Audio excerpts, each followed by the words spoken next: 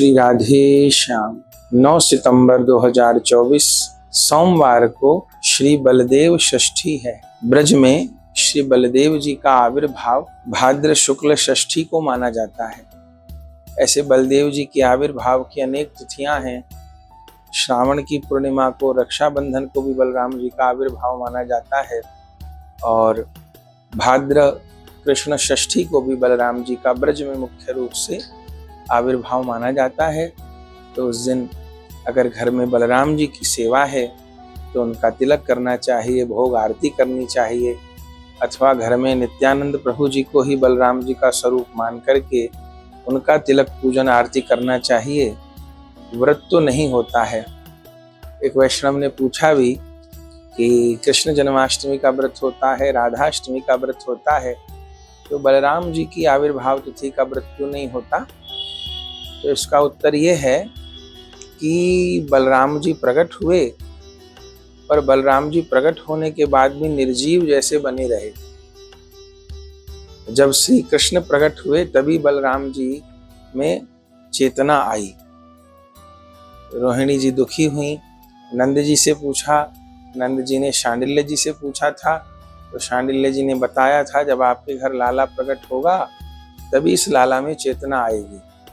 तो बलराम जी प्रकट तो हुए पर प्रकट लीला में उनका जन्मोत्सव नहीं मना, जो कि निर्जीव जैसे पड़े रहे। श्री कृष्ण के उत्सव के साथ ही बलराम जी का उत्सव मनाया गया। इसलिए कृष्ण जन्माष्टमी व्रत में बलराम जी का भी व्रत आ जाता है और श्री कृष्ण जन्माष्टमी उत्सव में बलराम जी का भी उत्सव हो जाता है। पर बलराम जी की आविर्भाव तिथि है भाद्र शुक्ल षष्ठी है। तो अगर घर में बलराम जी की सेवा है तो अभिषेक भी करना चाहिए, अन्यथा नित्यानंद प्रभु जी को भी बलराम जी के भाव से तिलक आरती भोग करना चाहिए। श्री बलराम जी के आविर्भाव की समस्त वैष्णव जनों को बहुत बहुत बधाई है। राधे श्याम। 9 सितंबर 2024 सोमवार को श्री ललिता जी का भी आविर्भाव है। अपने यहाँ दोनों दिन माना जाता है। माने 9 सितंबर सोमवार को छठ पर भी ललिता जी का आविर्भाव और 10 सितंबर मंगलवार को भी ललिता सप्तमी पर भी आविर्भाव।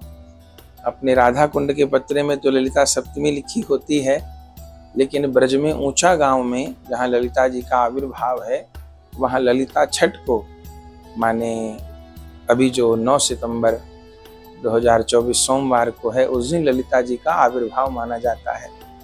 तो जहाँ जहाँ युगल की सेवा है तो युगल की सेवा के साथ में ललिता विशाखा जी की सेवा तो होती ही है।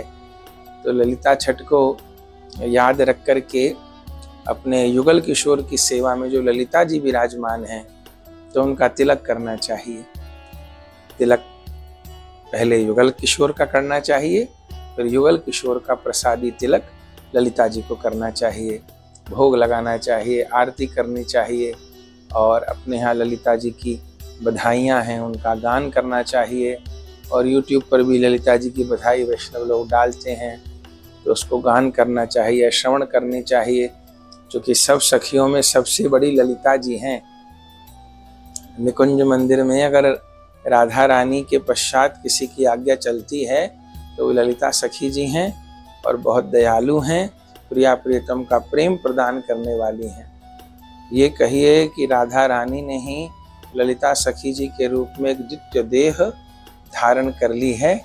तो सबको ललिता जी की बधाई है। सब ललिता जी का उत्सव मनाएं। श्री राधे श्याम।